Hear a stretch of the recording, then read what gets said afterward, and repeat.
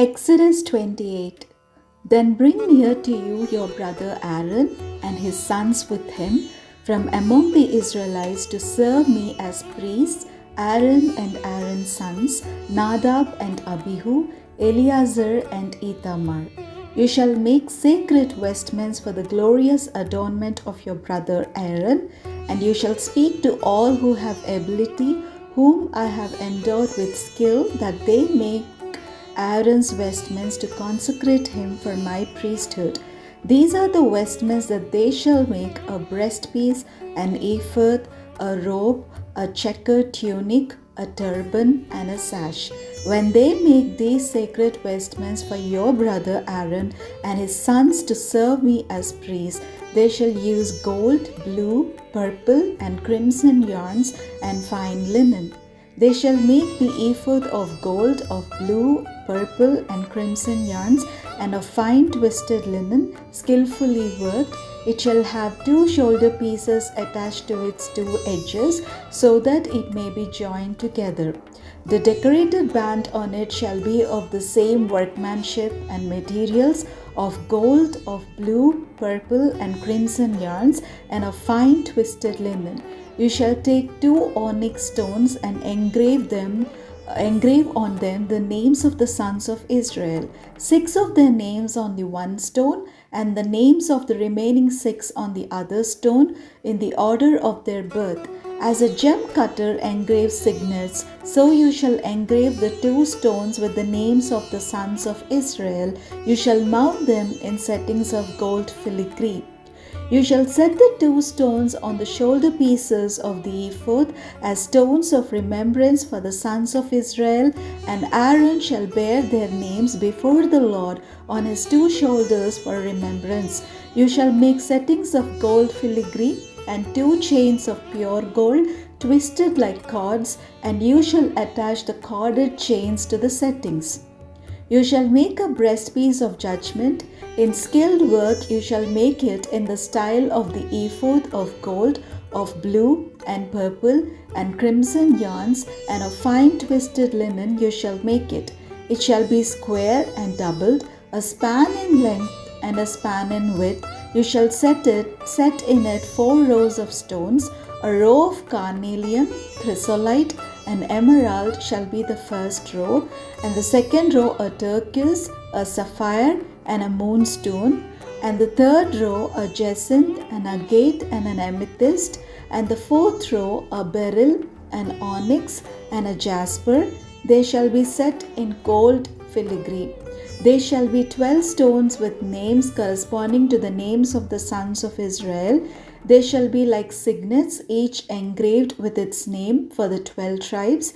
You shall make for the breastpiece chains of pure gold twisted like cords, and you shall make for the breastpiece 2 rings of gold, and put the 2 rings on the 2 edges of the breastpiece. You shall put the 2 cords of gold in the 2 rings at the edges of the breastpiece. The 2 ends of the 2 cords you shall attach to the 2 settings, and so attach it in front to the shoulder pieces of the ephod. You shall make 2 rings of gold and put them at the 2 ends of the breastpiece on its inside edge next to the ephod. You shall make 2 rings of gold and attach them in front to the lower part of the 2 shoulder pieces of the ephod, at its joining above the decorated band of the ephod. The breastpiece shall be bound by its rings to the rings of the ephod with a blue cord, so that it may lie on the decorated band of the ephod, and so that the breastpiece shall not come loose from the ephod. So Aaron shall bear the names of the sons of Israel in the breastpiece of judgment on his heart when he goes into the holy place for a continual remembrance before the Lord. In the breastpiece of judgment you shall put the Urim and the Thummim, and they shall be on Aaron's heart when he goes in before the Lord. Thus Aaron shall bear the judgment of the Israelites on his heart before the Lord continually. You shall make the robe of the ephod all of blue. It shall have an opening for the head in the middle of it, with a woven binding around the opening, like the opening in a coat of mail, so that it may not be torn. On its lower hem you shall make pomegranates of blue, purple, and crimson yarns all around the lower hem, with bells of gold between them all around. A golden bell and a pomegranate alternating all around the lower hem of the robe. Aaron shall wear it when he ministers, and its sound shall be heard when he goes into the holy place before the Lord, and when he comes out, so that he may not die.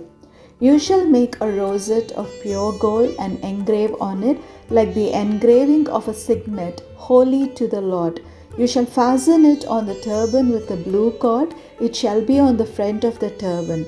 It shall be on Aaron's forehead, and Aaron shall take on himself any guilt incurred in the holy offering that the Israelites consecrate as their sacred donations. It shall always be on his forehead, in order that they may find favor before the Lord. You shall make the checkered tunic of fine linen, and you shall make a turban of fine linen, and you shall make a sash embroidered with needlework. For Aaron's sons you shall make tunics and sashes and headdresses. You shall make them for their glorious adornment. You shall put them on your brother Aaron and on his sons with him, and shall anoint them and ordain them and consecrate them, so that they may serve me as priests. You shall make for them linen undergarments to cover their naked flesh. They shall reach from the hips to the thighs. Aaron and his sons shall wear them when they go into the tent of meeting, or when they come near the altar to minister in the holy place, or they will bring guilt on themselves and die. This shall be a perpetual ordinance for him and for his descendants after him. Exodus 29. Now this is what you shall do to them to consecrate them, so that they may serve me as priests. Take 1 young bull and 2 rams without blemish, and unleavened bread, unleavened cakes mixed with oil, and unleavened wafers spread with oil. You shall make them of choice wheat flour. You shall put them in 1 basket, and bring them in the basket, and bring the bull and the 2 rams. You shall bring Aaron and his sons to the entrance of the tent of meeting, and wash them with water. Then you shall take the vestments and put on Aaron the tunic and the robe of the ephod and the breastpiece, and gird him with the decorated band of the ephod. And you shall set the turban on his head and put the holy diadem on the turban. You shall take the anointing oil and pour it in on his head and anoint him. Then you shall bring his sons and put tunics on them, and you shall gird them with sashes and tie headdresses on them, and the priesthood shall be theirs by a perpetual ordinance. You shall then ordain Aaron and his sons. You shall bring the bull in front of the tent of meeting. Aaron and his sons shall lay their hands on the head of the bull, and you shall slaughter the bull before the Lord at the entrance of the tent of meeting, and shall take some of the blood of the bull and put it on the horns of the altar with your finger, and all the rest of the blood you shall pour out at the base of the altar. You shall take all the fat that covers the entrails and the appendage of the liver and the 2 kidneys with the fat that is on them, and turn them into smoke on the altar. But the flesh of the bull and its skin and its dung you shall burn with fire outside the camp. It is a sin offering. Then you shall take 1 of the rams, and Aaron and his sons shall lay their hands on the head of the ram, and you shall slaughter the ram, and shall take its blood and dash it against all sides of the altar. Then you shall cut the ram into its parts, and wash its entrails and its legs, and put them with its parts and its head, and turn the whole ram into smoke on the altar. It is a burnt offering to the Lord. It is a pleasing odor, an offering by fire to the Lord. You shall take the other ram, and Aaron and his sons shall lay their hands on the head of the ram, and you shall slaughter the ram, and take some of its blood, and put it on the lobe of Aaron's right ear, and on the lobes of the right ears of his sons, and on the thumbs of their right hands, and on the big toes of their right feet, and dash the rest of the blood against all sides of the altar. Then you shall take some of the blood that is on the altar, and some of the anointing oil, and sprinkle it on Aaron and his vestments, and on his sons and his sons' vestments with him. Then he and his vestments shall be holy, as well as his sons and his sons' vestments. You shall also take the fat of the ram, the fat tail, the fat that covers the entrails, the appendage of the liver, the 2 kidneys with the fat that is on them, and the right thigh, for it is the ram of ordination, and 1 loaf of bread, 1 cake of bread made with oil, and 1 wafer out of the basket of unleavened bread that is before the Lord. And you shall place all these on the palms of Aaron and on the palms of his sons, and raise them as an elevation offering before the Lord. Then you shall take them from their hands and turn them into smoke on the altar on top of the burnt offering of pleasing odor before the Lord. It is an offering by fire to the Lord. You shall take the breast of the ram of Aaron's ordination and raise it as an elevation offering before the Lord, and it shall be your portion.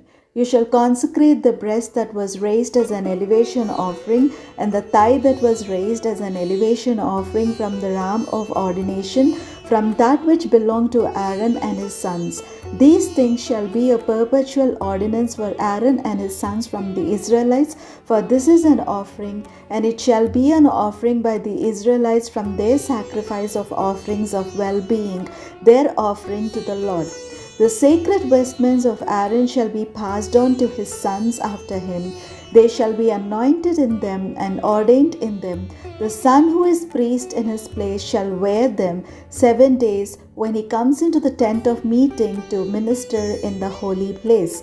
You shall take the ram of ordination and boil its flesh in a holy place, and Aaron and his sons shall eat the flesh of the ram and the bread that is in the basket at the entrance of the tent of meeting. They themselves shall eat the food by which atonement is made, to ordain and consecrate them, but no one else shall eat of them, because they are holy. If any of the flesh for the ordination or of the bread remains until the morning, then you shall burn the remainder with fire. It shall not be eaten, because it is holy. Thus you shall do to Aaron and to his sons, just as I have commanded you. Through 7 days you shall ordain them. Also every day you shall offer a bull as a sin offering for atonement.